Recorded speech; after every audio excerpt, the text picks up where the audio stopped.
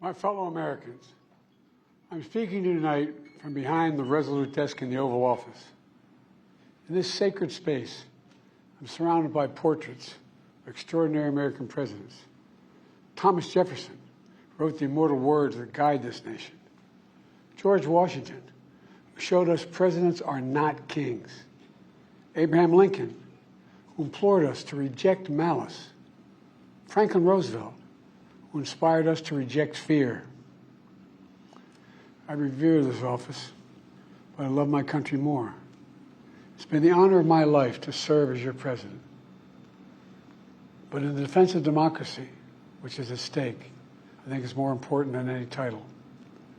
I draw strength and I find joy in working for the American people.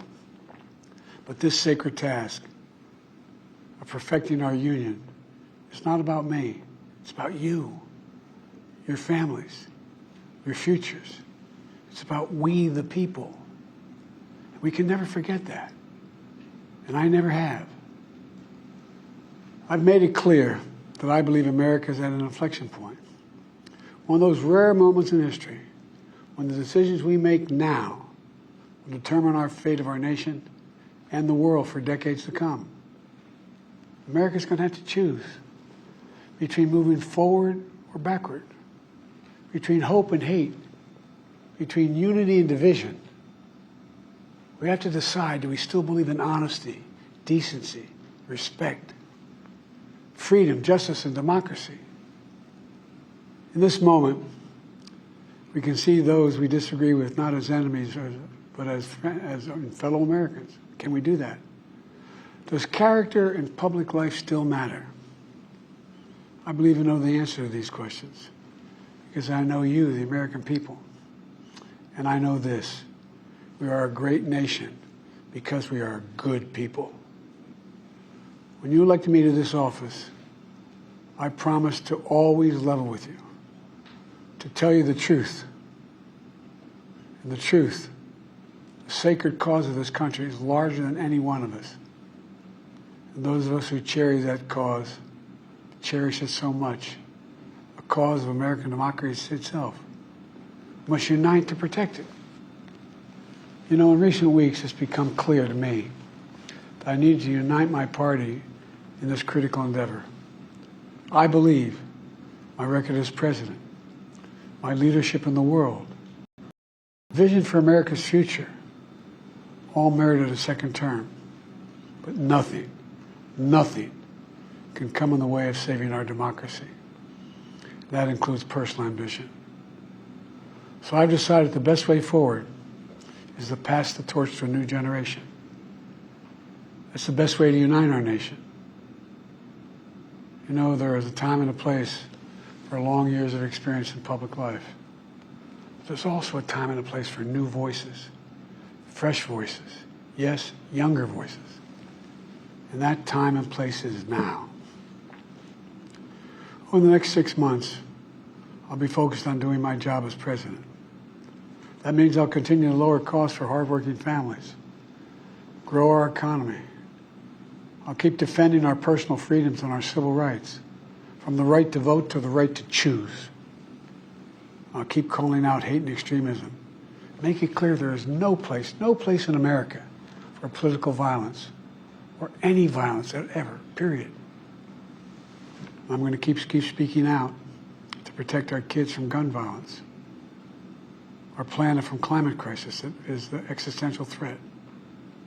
And I will keep fighting for my cancer moonshot so we can end cancer as we know it, because we can do it.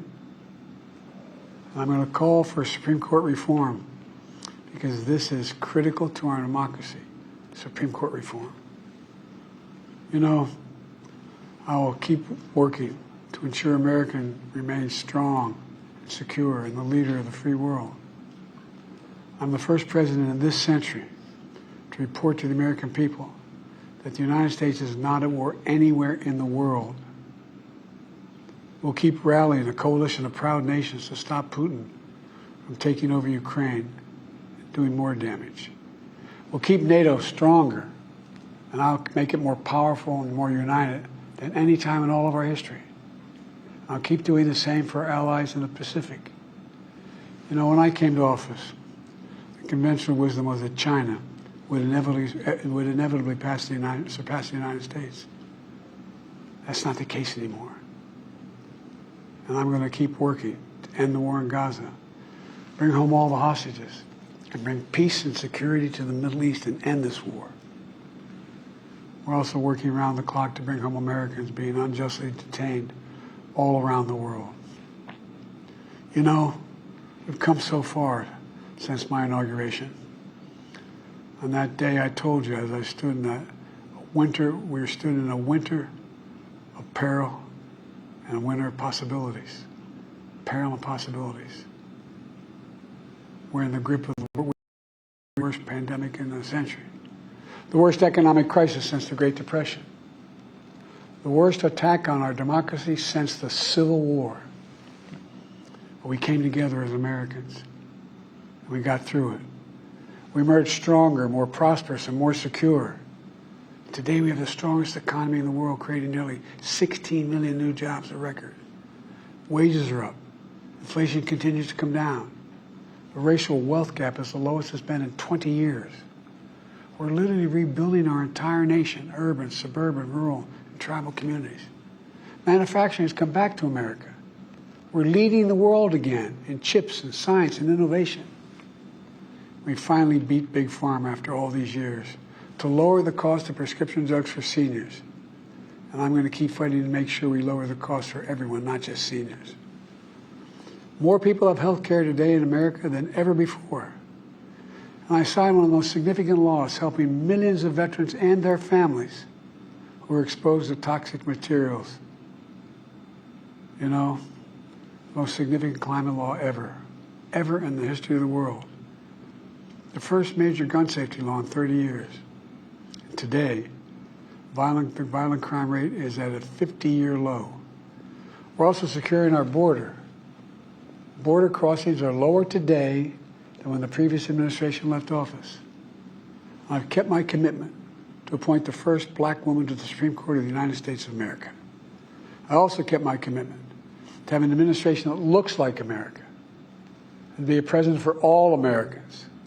That's what I've done. I ran for president 4 years ago because I believed and still do that the soul of America was at stake. The very nature of who we are was at stake. And that's still the case. America's an idea. An idea stronger than any army, bigger than any ocean, more powerful than any dictator or tyrant. It's the most powerful idea in the history of the world.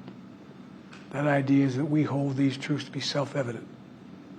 We're all created equal, endowed by our Creator with certain inalienable rights: life, liberty, pursuit of happiness. We've never fully lived up to it, to this sacred idea, but we've never walked away from it either. And I do not believe the American people will walk away from it now. In just a few months, the American people will choose the course of America's future. I made my choice. I've made my views known. I would like to thank our great Vice President Kamala Harris. She's experienced, she's tough, she's capable. She's been an incredible partner to me and a leader for our country. Now the choice is up to you, the American people. When you make that choice, remember the words of Benjamin Franklin hanging on my wall here in the Oval Office, alongside the busts of Dr. King and Rosa Parks and Cesar Chavez.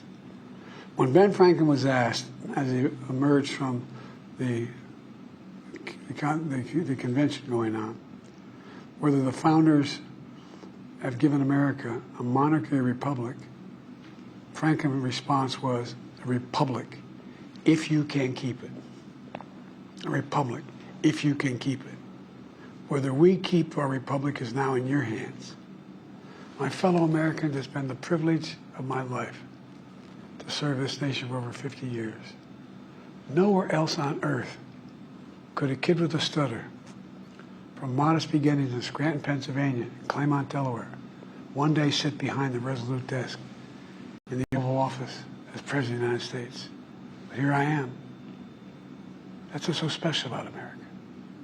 We're a nation of promise and possibilities, of dreamers and doers, of ordinary Americans doing extraordinary things. I've given my heart and my soul to our nation, like so many others. I've been blessed a million times in return with the love and support of the American people. I hope you have some idea how grateful I am to all of you. The great thing about America is here, kings and dictators do not rule, the people do. History is in your hands. The power is in your hands.